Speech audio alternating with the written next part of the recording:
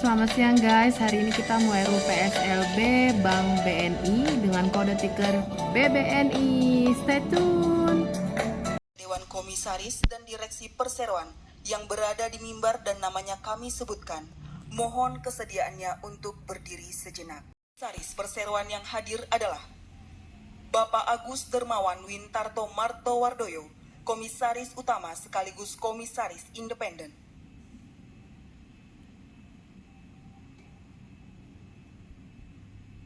Terima kasih. Bapak Prajoto, Wakil Komisaris Utama sekaligus Komisaris Independen.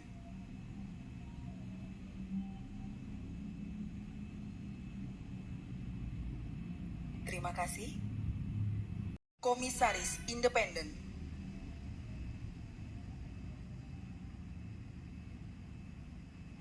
Terima kasih. Bapak Askolani, Komisaris.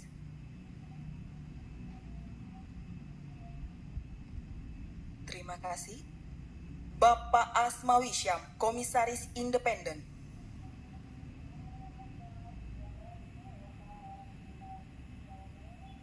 Terima kasih. Komisaris.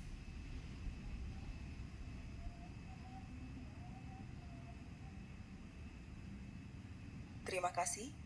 Bapak Iman Sugema, Komisaris Independen.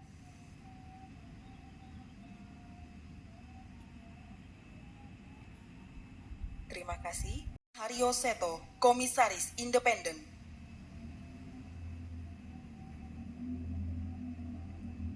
Terima kasih. Bapak Erwin Rianto Slamet, Komisaris Independen.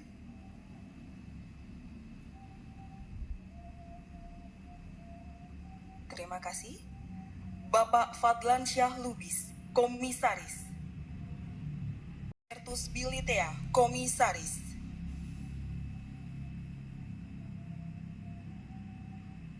Terima kasih. Yaitu Bapak Royke Tumilaar, Direktur Utama.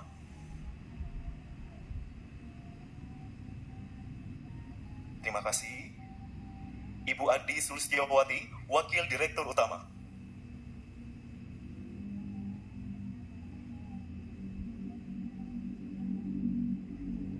Terima kasih.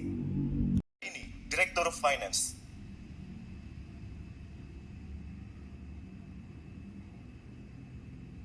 Terima kasih.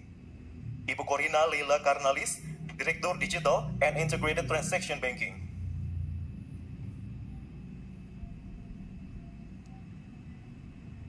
Terima kasih. Bapak Stis Apik Wijayanto, Direktur Enterprise and Commercial Banking. David Girzada, Direktur Risk Management.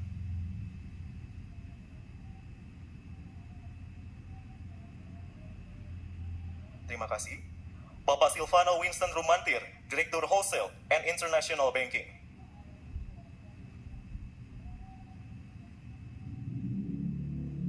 Terima kasih. And Services. Terima kasih. Bapak Muhammad Iqbal, Direktur Institutional Banking.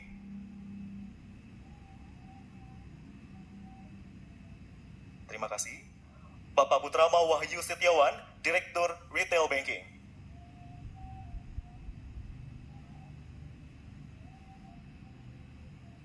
Direktur Human Capital and Compliance.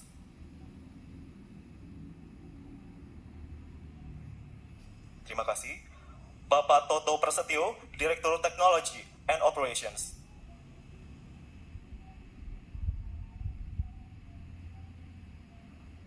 Terima kasih.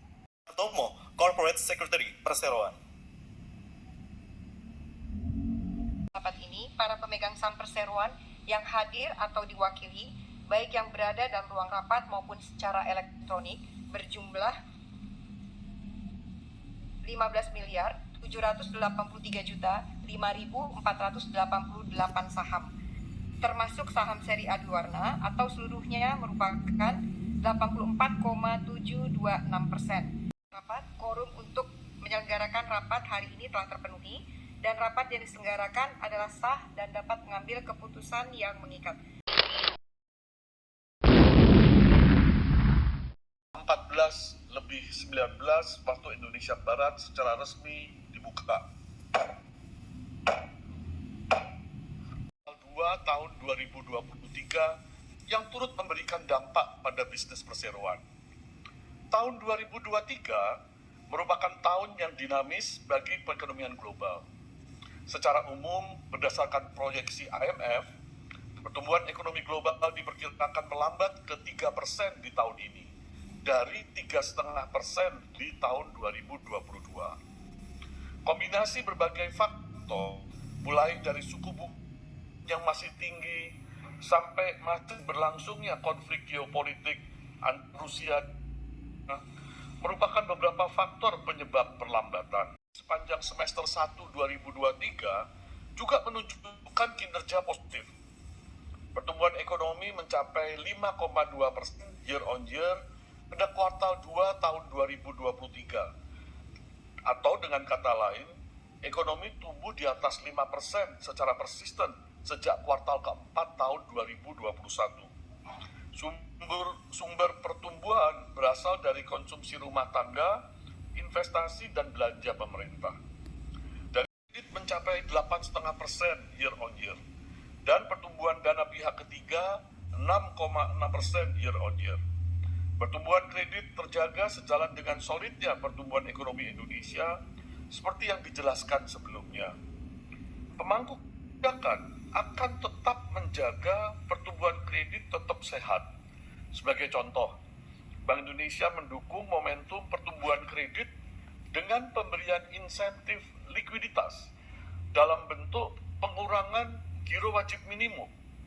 Bank yang menyalurkan kredit pada sektor-sektor terpilih mendapat insentif pengurangan giro wajib minimum Oktober 2023. Diharapkan kebijakan ini dapat menambah likuiditas perbankan dan menopang pertumbuhan kredit yang lebih baik.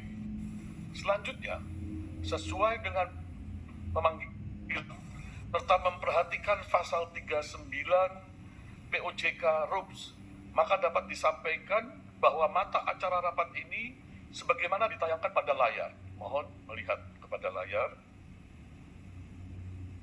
Kuasa pemegang saham serta hadirin yang saya hormati. Selanjutnya kita memasuki mata acara pertama. Perseroan berkomitmen untuk terus setia melayani masyarakat dan berkontribusi pada pertumbuhan ekonomi nasional. Bukan pencapaian kinerja yang terus meningkat pasca pandemi. Dukungan transformasi bisnis yang terus berjalan tidak hanya berdampak positif pada indikator keuangan, namun juga membuka berbagai potensi baru. Hal ini sejalan dengan visi perseroan, yakni untuk dapat membukukan pencapaian kinerja yang berkelanjutan dalam jangka panjang melalui strategi pertumbuhan yang selektif dan terukur guna menghasilkan pertumbuhan kinerja yang berkualitas. Tersebut direspon positif oleh para investor yang tercermin pada kinerja saham perseroan yang terus membaik dalam 3 tahun terakhir. Harga saham perseroan pada penutupan perdagangan tanggal 31 Agustus 2023 sebesar Rp9.175 per lembar dari posisi yang sama 3 tahun lalu. Jika dibandingkan dengan tahun sebelumnya atau year on year, harga saham perseroan tercatat meningkat 7,6%. Peningkatan tersebut relatif baik, lebih baik dari indeks harga saham gabungan yang melemah 3,1% year on year dan indeks LQ45 yang melemah 5,9% year on year pada posisi 31 Agustus 2023. Perseroan memproyeksikan harga saham perseroan berpotensi terus meningkat seiring dengan kinerja fundamental keuangan yang sehat. Didukung oleh meningkatnya kepercayaan dan preferensi investor asing terhadap saham perseroan yang diperjualbelikan di Bursa Efek Indonesia. Hal tersebut dapat dilihat dari meningkatnya porsi kepemilikan saham perseroan yang diperdagangkan di Bursa Efek Indonesia oleh investor asing dari 46% di tahun 2020 menjadi 64% di akhir Agustus 2023. Volume perdagangan Bursa Efek Indonesia Selama periode Januari sampai dengan 31 Agustus 2023, saham perseroan memiliki rata-rata volume transaksi harian sebesar 256 miliar atau setara dengan 0,15% dari total kapitalisasi pasar perseroan.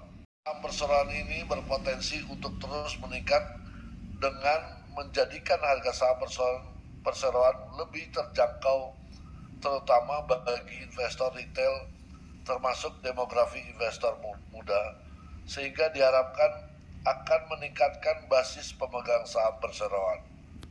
Atas, maka perseroan berencana melaksanakan pemecahan saham atau selanjutnya disebut sebagai stock split. Stock split merupakan tindakan pemecahan jumlah lembar saham perseroan yang beredar berdasarkan rasio tertentu yang mengakibatkan bertambahnya jumlah saham perseroan. Stock split tidak menyebabkan dilusi atau penurunan jumlah kepemilikan saham oleh pemegang saham, dikarenakan jumlah lembar saham perseroan yang beredar meningkat secara proporsional, sedangkan nilai nominal dan nilai pasar setiap lembar saham akan turun secara proporsional sesuai dengan rasio stock split yang ditentukan, mempengaruhi permodalan perseroan. Stock split dilaksanakan dengan berpedoman pada peraturan Otoritas Jasa Keuangan. Pelaksanaan stock split yaitu 1. Meningkatkan demand atas saham perseroan dengan memperluas basis investor.